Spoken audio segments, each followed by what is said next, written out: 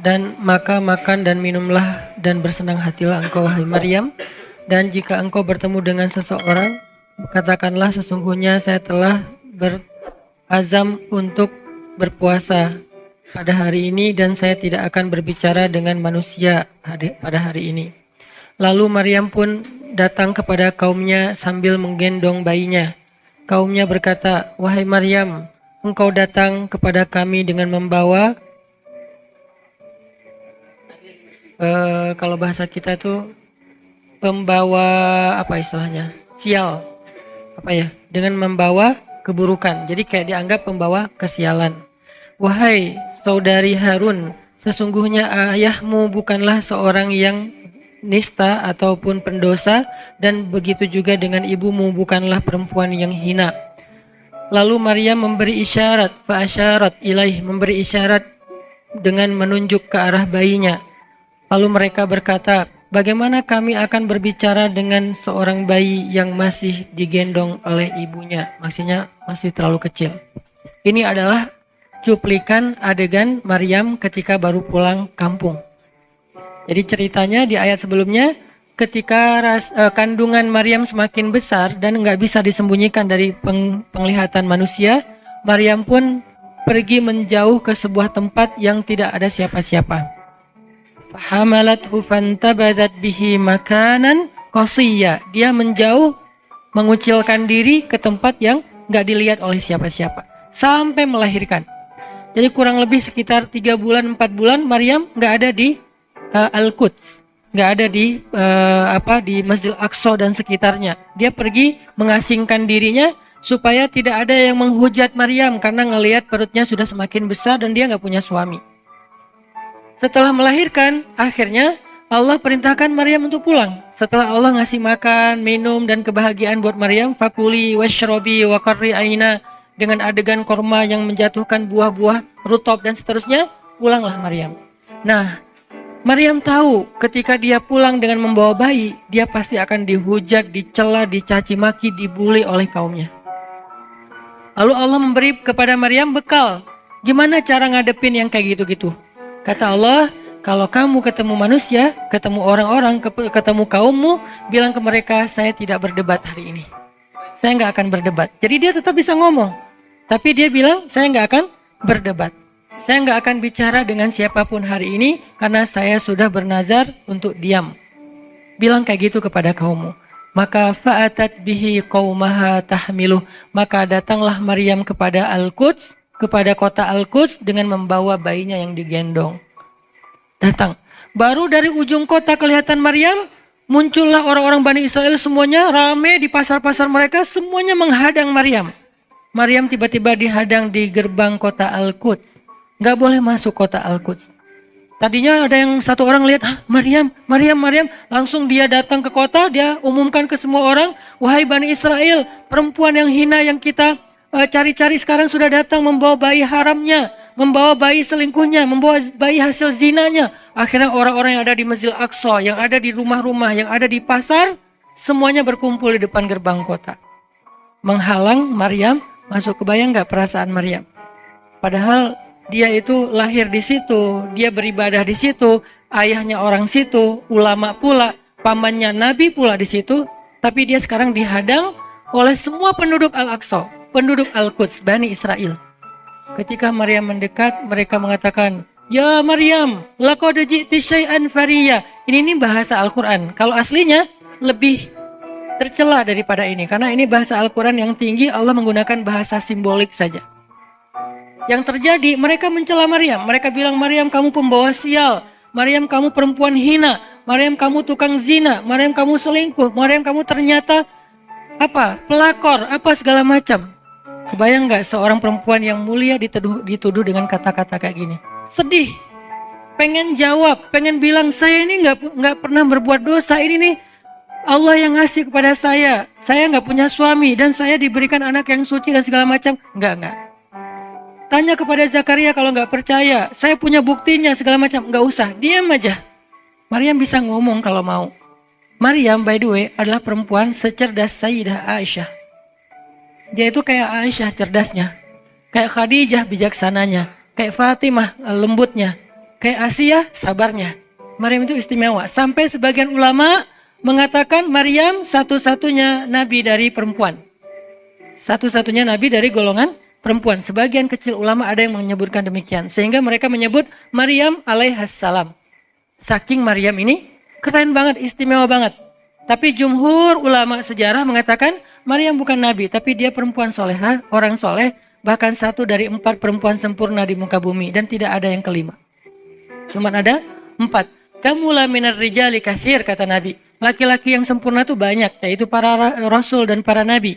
Walam yakmul minan nisa illa arba'ah. Tidak ada perempuan yang sempurna kecuali 4. Asiyah istri Fir'aun, kemudian Maryam anaknya Imran, kemudian Khadijah istri Rasulullah, dan Fatimah bintu Rasulullah. Artinya Maryam ini istimewa banget. Dia kalau mau argumen, dalilnya lebih banyak daripada para rabi-rabi Yahudi yang ada di situ. Karena ketika Maryam dulu berkhidmat di Masjid Aqsa, Maryam itu nggak belajar seperti yang lain-lain. Karena kan dulu orang Bani Israel itu paling anti sama cewek ya. Buat mereka perempuan itu kasta kedua. Seolah-olah perempuan itu nggak punya hak yang sama dengan laki-laki. Laki-laki punya hak belajar di Masjid Aqsa, perempuan nggak boleh. Ini kesenjangan gender di masa Bani Israel dulu. Jadi kalau ada yang mau nuduh Islam sebagai tidak memperhatikan masalah gender, dia harusnya baca sejarah. Justru Islam, Al-Quran, Taurat, Injil mengangkat perempuan untuk setara dengan laki-laki.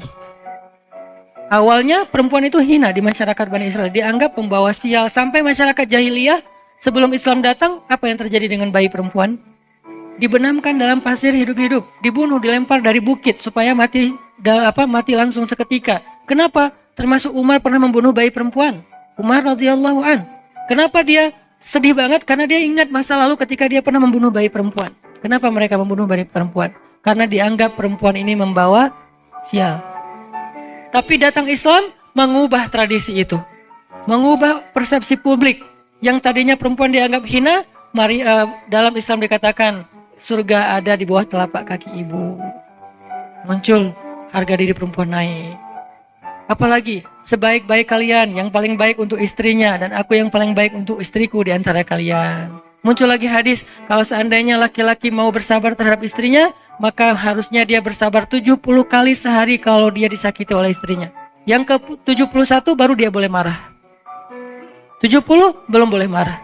Jadi perempuan, ibu-ibu, istri kalau mau bikin suaminya sebel, sampai 69. Atau 70 boleh lah. Tapi yang ke-71, nah ini udah layak dimarahin. Tapi kan gak pernah ada sampai 70 kan. Paling juga 10%-nya lah, 7 kali sehari. Dan itu istiqomah setiap hari. Hari ini kok kamu gini lagi sih, kemarin udah beda hari. Jadi beda hitungannya, 0 lagi mulai dari awal. Tapi nanti ada hadis penyeimbang. Nabi itu kan bijaksana banget. Yang diajarin bukan cewek doang, cowok juga diajarin. Ketika hadisnya supaya memuliakan perempuan ada, nanti ada lagi hadis laki-laki. Seandainya seorang perempuan menjilat luka dan darah dan nanah di tubuh suaminya, itu belum bisa membayar satu saja kebaikan suami kepada dia. Jadi menjilat lukanya aja belum bisa bayar kebaikan, terus ngapain marah-marah coba. Sehingga dua-duanya ada nasihat untuk suami. Kalau istrinya lagi ngambek, namanya juga lagi sedih, ya udah kamu sabar aja 70 kali. Untuk istri, jangan ngambek, karena kalau kalian berbuat baik aja belum bisa bayar kebaikan mereka. Terus gimana dong Ustadz? Ya udah, sekarang solusinya adalah sama-sama mengambil sisi baiknya. Kayak gitu nasihat Nabi. Makanya saya agak kurang setuju kalau khutbah Jumat itu memakai hadis menjilat darah dan nanah. Karena yang dengar suami. Wah bener nih khutbah Jumat, saya seneng banget khutbah Jumat hari ini. Pulang-pulang, mah tadi khutbah Jumat keren banget. Nih mah, kebenaran aku catat. Nih mah, gak bisa. Kalau khutbah Jumat, pakailah hadis sabar 70 kali. Menasihati suami. Kalau majelis taklimnya ibu-ibu, masalah tadi, seandainya saya boleh menyuruh manusia sujud kepada manusia, saya suruh sujud istri kepada suami. Masing-masing ada hadisnya, jangan disilang. Ini gak bijak dalam ceramah, karena harusnya memberi nasihat yang bisa memperbaiki, bukan menambah tuntutan baru. Wah benar nih, kalau suami saya dengar, untung harusnya suami saya datang. Ustadz boleh nggak acara selamatan di rumah saya nanti temanya ini gitu. Kalau perlu ngundang Ustadz yang dia kenal, request dulu untuk ngemojokin pasangan. Ini nggak bijak. Balik lagi ke cerita tadi, Maryam tuh pinter banget, cerdas banget. Dari kecil dia udah hafal Taurat. Ibarat anak sekarang hafal Quran. Dan lebih sulit ngafal Taurat daripada Quran. Kenapa? Karena bahasa Al-Quran itu sastra banget. Jadi ngafalnya itu kayak ngafal syair. Itu aja udah susah kan? Kebayang gak ngafal Taurat? Lebih sulit lagi tuh. Dan Maryam dari usia di bawah 5 tahun udah khatam Taurat. Udah tahu tafsir Taurat. Usia 7 tahun. Bahkan saking keren dan pinternya Maryam, kadang-kadang ketika Maryam ngobrolin tentang Taurat sama Zakaria, itu Zakaria sampai geleng-geleng kepala. Maryam, gitu maksudnya? Sampai nanya ke Maryam. Gitu om maksudnya. Maryam ngomongnya ke Zakaria udah kayak ngajar gitu. Saking pinternya Maryam. Jadi hadis-hadis Zakaria, Maryam hafal. Kan para anbiya itu punya hadis kan? Hadis Zakaria dihafal oleh Maryam. Tauratnya Musa dihafal oleh Maryam. Kebijaksanaan para nabi dihafal oleh Maryam. Dia dari usia 10 tahun, itu udah jadi ulama besar Maryam. Artinya kalau misalnya orang mau berargumen dengan Maryam, dia punya banyak bahan, dia punya banyak narasi. Dia lagian Maryam itu pintar ngomong, tapi Maryam diam.